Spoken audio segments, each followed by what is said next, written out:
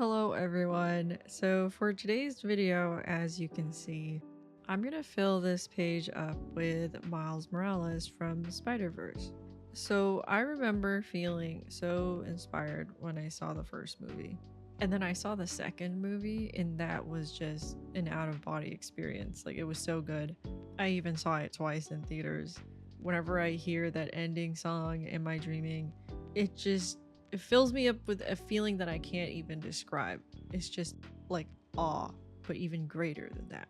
And so I'm sitting here drawing Miles because when I saw Miles' sketchbook in the second movie, that is really what pushed me to continue doing traditional art. Because for years I had only been doing digital, and then I got these markers and I told myself, oh, I'll probably do it this one time and then not come back to it. But then I saw Miles' sketchbook and it made me really want to fill up this sketchbook that I have. And so here I am drawing Miles. And the Spider-Verse just gave me so much motivation that before this I actually drew a couple pieces of fan art of Gwen. But those are in digital, so they're not in my sketchbook. But hey, who knows? Maybe I'll print them out and paste them in my sketchbook because sketchbooks are meant to be messy and chaotic, right? What's stopping me from printing it out and gluing it in there? So when I was doing this, I didn't really have an exact composition in mind for the page. I kind of just drew and drew. I mainly used references from screen caps of the movie. So for the first drawing, I did kind of a default no expression type of pose. And then for the other two, I wanted to do more expressive drawings.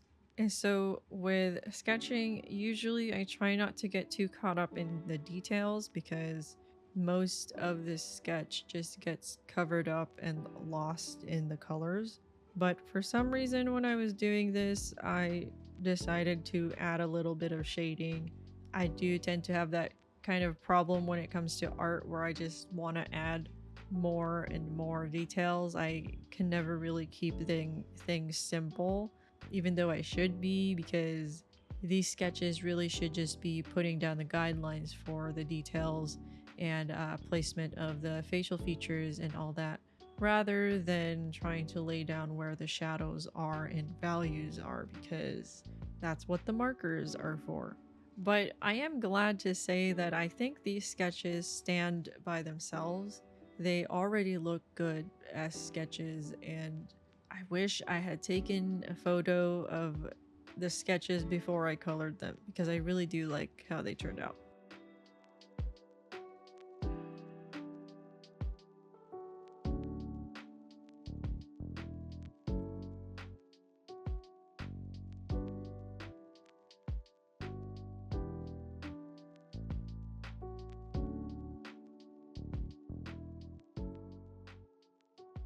So onto coloring, I'm using Ohuhu alcohol markers.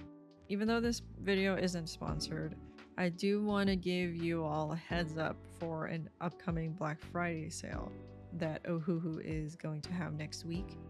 But this is just a heads up. I'm not going to be talking about it because I'm going to be doing that next week in another traditional art video. So once again, just a heads up about that sale. Save your money for the sale. Don't do it now. So I have been using alcohol markers for a few months now, actually. And I remember when I first tried it, one of the things that I knew I wanted to work on was coloring dark skin tones. And I knew that I wanted to find the specific marker shades that I like to work with and figure out which ones I like to use when shading dark skin. So this time around for this video, my goal was to basically discard my fear of messing things up and just going for it and experimenting and trying what I wanted to try out.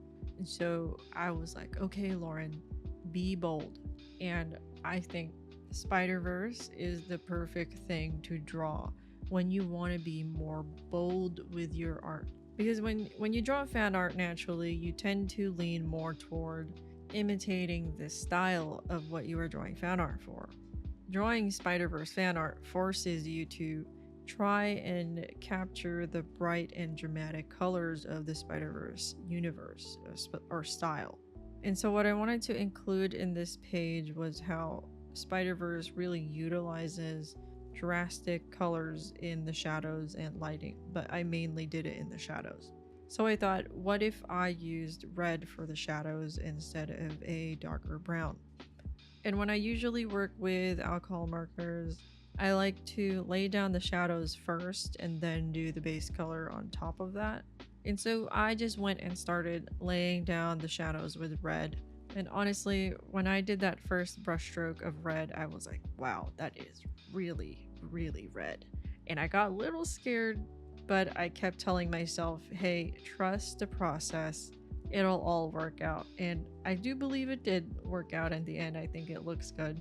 But there were definitely moments where like my faith in the process faded, because when I put down the base color of his skin on top of the shadows, the red just faded. Sometimes I just forget how blendable alcohol markers are, because they blend without even you having to try sometimes. But I think this whole experiment would have actually worked better with an even darker shade of red, because the red that I used was way too close in value to the color that I used for his skin. So the contrast wasn't there. They blended in together because they're so near each other in the value scale.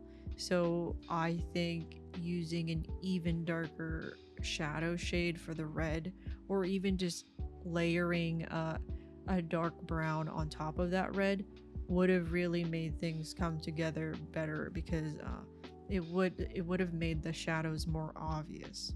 And so I started attempting to darken the shadows by going in with more layers.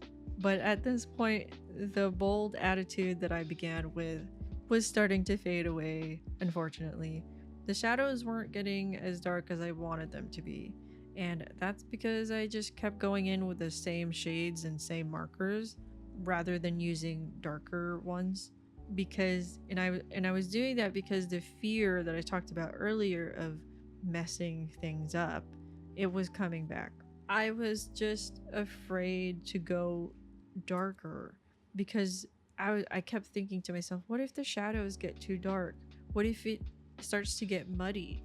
But honestly, I wish I just went for it, because this piece would have benefited from being higher in contrast. A good suggestion that I got from Instagram comments, actually, because I posted a reel of this, was someone suggested using maybe purple next time, because purple is naturally darker than red. And so they said, what if you use purple for the shadows? And so I was thinking, okay, maybe that could work really well. So I'm gonna try that next time. Unfortunately, that's not gonna be in this video because I was really persisting with the red here. But despite everything I just said, honestly, I still really love how that first one looked. I think it really looks like Miles. I think I achieved what I was going for, like the look and feel of Spider-Verse. And the red added that charm that Spider-Verse usually has. Even though I want it to be stronger, I do think I still did pretty well at it. Another thing that I felt that I could have done differently is just using like a black or really dark brown marker to line the drawing rather than using a thin pen, because I just think that my art typically looks better with thicker lines rather than the skinny lines that comes from using like fine liner pens. I also just typically don't like to use fine liners because my hands are too shaky for them. So when I use them, my lines tend to look jaggedy and it bothers me. And that's the case with me in traditional art because I'm so inexperienced with traditional art. I'm trying to like brush up on my traditional art skills and hand control, because if your hands are shaky, digital art has stabilization, and we don't have that in traditional art. So my lines tend to look jaggedy, and it does bother me, but I tend to just deal with it and run with the imperfections because this is a sketchbook. Once I got to his clothing and hair, though, it was smooth sailing. It was so fun to work with the color scheme of Spiderverse. It's always so nice to see everything come together once those lines get introduced into the piece and everything just pops. When I was adding the highlights with the white pen though, I did end up going back in later and covering the second highlight that I put in his eye because I thought it just looked better when his eyes were just all black with one white dot for the highlight rather than two.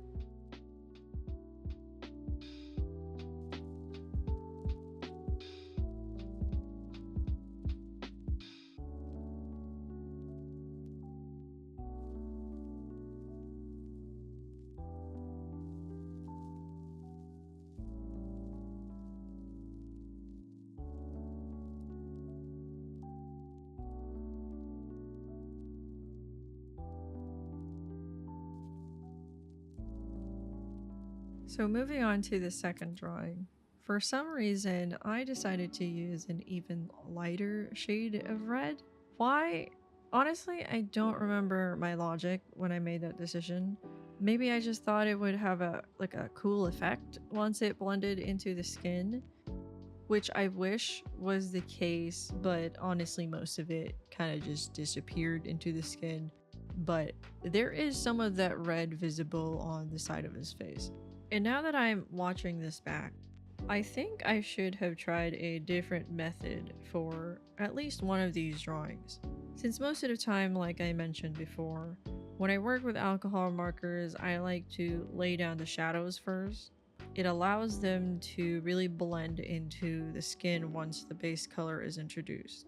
But the problem that arises from that is when I'm working with these specific shades, with the red shadows and stuff, it's that the blending works too well. It's like the shadows blend in too much when I don't want them to.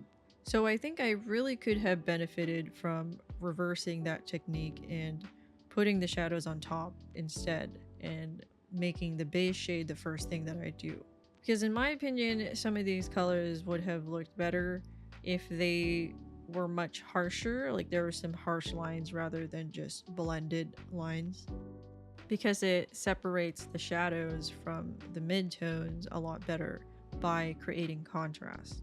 I guess I did kind of do that in the second one though, because I started out with a brown rather than a red, but it wasn't too obvious because there wasn't that many shadows to begin with in this one. But those brown shadows, I did try to make them look more red by putting a layer of red on top of them, just to kind of have that reddish tint around them, like in the neck area. I think it could have looked better. This was definitely an experimental one, the second one. I'm proud of myself for, being brave enough to be experimental. I just do think the execution could have been better, but I like his expression a lot in this one.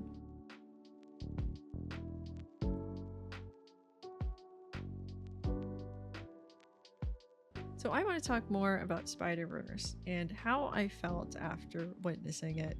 Because after watching Spider-Verse, I felt like I had a surge of motivation where I felt like I could draw everything that I wanted to. I just felt like going for it. I animated some stuff, I drew some characters, my OCs, and I even sketched a lot, and I drew some stuff in my sketchbook.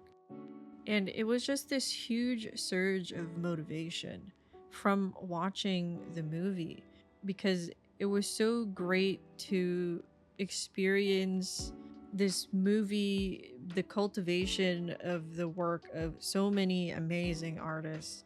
It was so great to see the outcome of their work.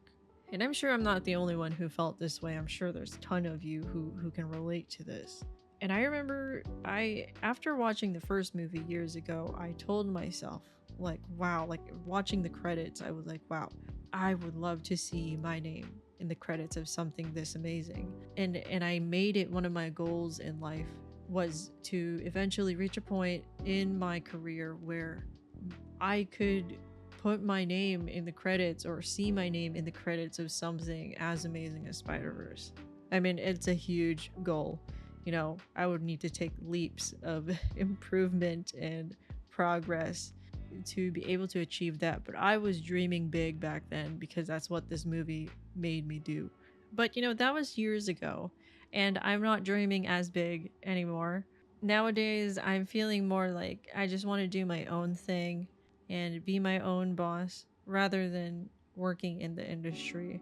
But Spider-Verse still definitely has me dreaming big in terms of just progressing on my own. It doesn't have to be for the sake of working on a huge, gigantic project like this, but it makes me feel like, yeah, I can reach that point if I wanted to. If I really worked hard enough, I can reach the point that I want to be at. Like, Spider-Verse is just such an amazing piece of art and media. Even you don't even have to be an animation person to appreciate it, right? Like, you could be into character design, you could just be an illustrator, and it'll motivate you to do so many things. And it's so cool to see the behind the scenes that artists who worked on it share on social media. Like the coloring that they did for the backgrounds, the concept art that they did for the characters. It's just so great to see. And I'm like, wow, like I could do some of that on my own time for myself, for my personal work, and feel just as accomplished. And I just wanted to share that because I have so much appreciation for this movie. It has done a lot to motivate me, and I always get questions. I have been streaming a lot lately, and I always get questions where people ask, how do you stay motivated? How do you get through an art block? And Spider-Verse is one of those things that really helps me get out of like an art slump, or just inspires me and motivates me to pick up a pencil and start drawing.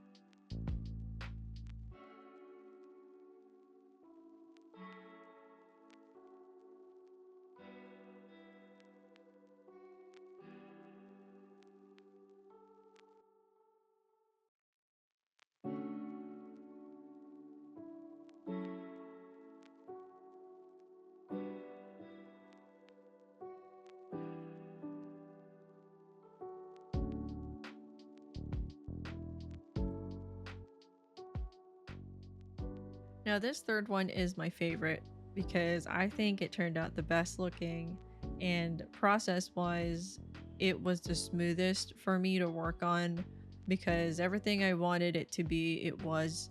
There wasn't too many obstacles that I kind of had to get over when working on this. For this one, I did use brown for the main shadows, but I also added some red in some areas. I kind of re-entered my bold attitude that I started with because I was like, okay, Lauren, time to be bold again, okay? Let's go dark with the shadows. No more being afraid. It's just gonna blend into the base anyway and get lighter. So it's okay if you go too dark. And I was like, okay, trust the process. You got this. And I was kind of hyping myself up and kind of imagining that Miles was also hyping me up, and I think it turned out the best. It turned out great. I guess one thing that I wish I did better was adding a little bit more red into the shadows, but either way, it looks good anyway. I could have added some red to match the feel of the first drawing, but to be honest, it's all right. It might not have the colorfulness of the first drawing, but I think it still looks great. I think there's something extremely satisfying about watching this one come together. I can't really pinpoint what it is, but when I made my reel of it got a lot of views, and sometimes I myself rewatch it just to see, like, specifically the part where I color in the base color right over the shadows. It just looks so satisfying. Like, I don't know what it is about it that is satisfying to me. Probably because since the shadows were dark, they didn't just completely disappear into the base color, and you get to see that the brown skin come together with those dark brown highlights, and it's maybe that's what's satisfying about it. I don't know. Do you think it's satisfying? Also, let me know in the comments. Maybe it's also just the way I colored it in, like the technique that I use, because I did use circular motions rather than back and forth lines. So maybe that's it. I don't know. If you know, let me know. Overall, I just love this one so much. I mean, just look at him. Like the expression was really fun to draw and shade. He just looks like such a menace. This expression. The moment I saw the screen cap of it, I knew I wanted to draw it. And I'm glad that I was able to capture the expression the way I wanted to. Since the shadows are darker here, the contrast is a lot better, and I was actually able to get the harsh lines that I wanted, but I did end up kind of blending them out a little bit. Afterward, I just wanted to fill up the empty space in the page with some letters, and I just wrote his name. And overall, I'm extremely happy with how this page turned out. I want to do a page of Gwen also, but I will do that when I have more time on my hands. Here are some close-ups. Unfortunately, the camera kind of doesn't do it justice because on video it looks way more blotchy than it does in real life, but either way, I love it. So let me know what you thought about this piece in the comments. I do read all my comments. And yeah, thank you so much for watching and being here, and I'll see you next time. Goodbye.